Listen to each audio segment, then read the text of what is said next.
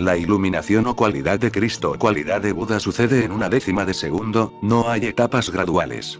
Jesús inició el viaje no la cualidad de Cristo cuando fue bautizado por Juan el Bautista, en el río Jordán.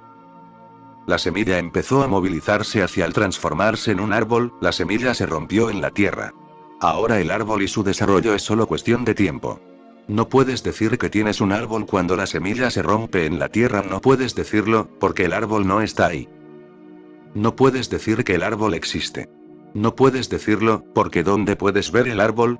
No puedes descansar debajo de él, no puedes coger la fruta, no tienes la fragancia de las flores. El árbol no existe.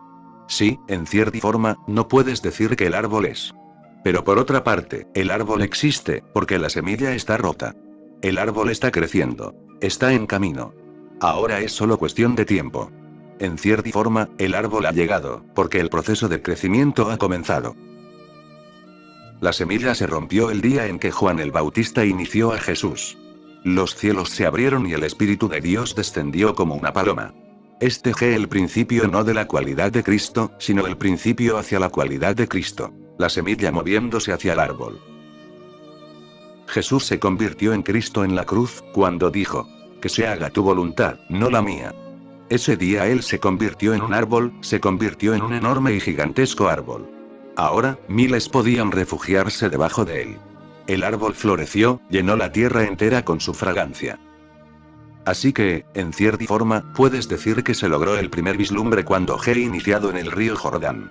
En la cruz, el último. Depende de cómo lo quieres expresar. Pero creo que les he transmitido el significado. Ese día empezó el viaje para ser un Cristo.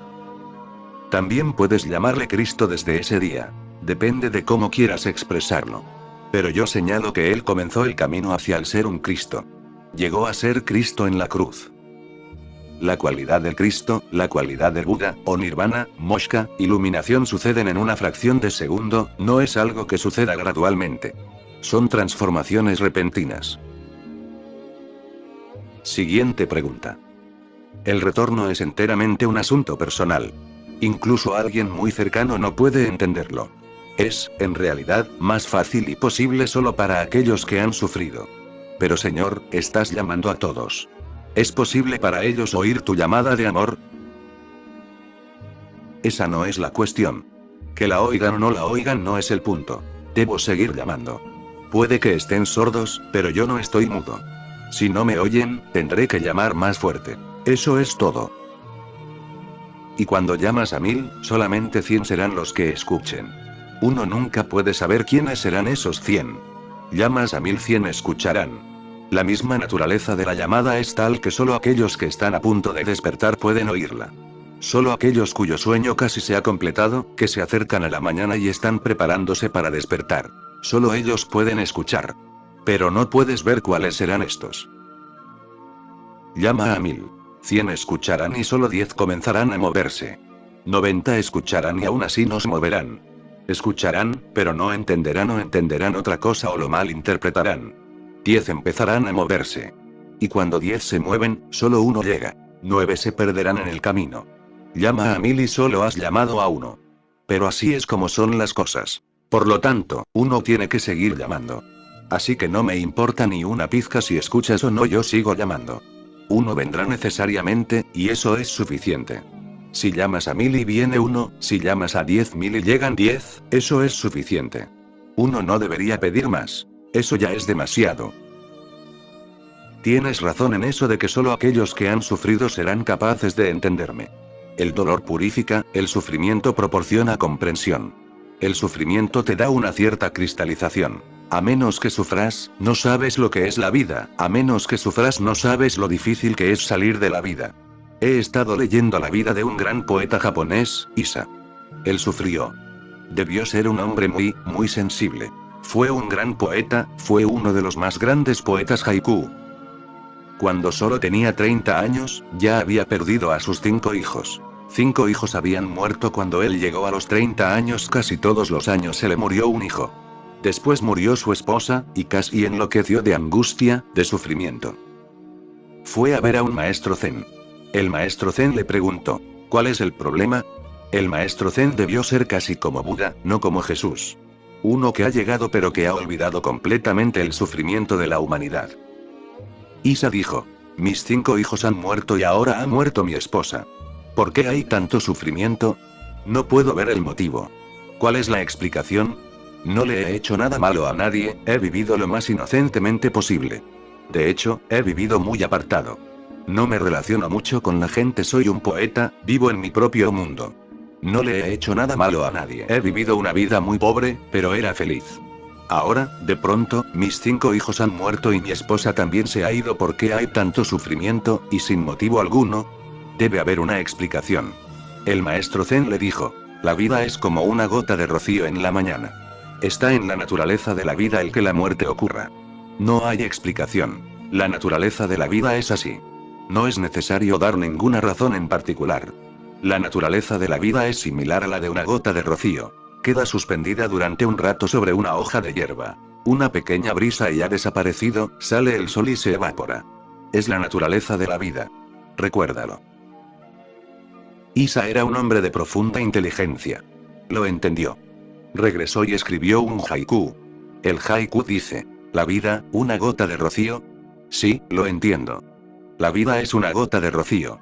Sin embargo, y sin embargo, en ese sin embargo, y sin embargo, está diciendo algo soberbiamente humano. La vida es una gota de rocío, lo entiendo. Y sin embargo. La esposa se ha ido, los hijos se han ido, y los ojos están llenos de lágrimas. Y sin embargo, y sin embargo. Sí, la vida es una gota de rocío, pero. Y ese pero es importante. Solo aquellos que han sufrido pueden entender que la vida es una gota de rocío, pero aún así el sin embargo, y sin embargo permanece. Incluso cuando lo entiendes, la comprensión resulta difícil. ¿Y qué decirles a aquellos que no han sufrido? Viven una vida superficial. La felicidad es siempre superficial. No hay profundidad en ella. Solo la tristeza tiene profundidad. La vida es superficial. Solo la muerte tiene profundidad. La vida es muy corriente. Comer, ganar dinero, amar, muy corriente. El sufrimiento tiene una profundidad. Te despierta, te sacude, te saca de tu sueño. Sí.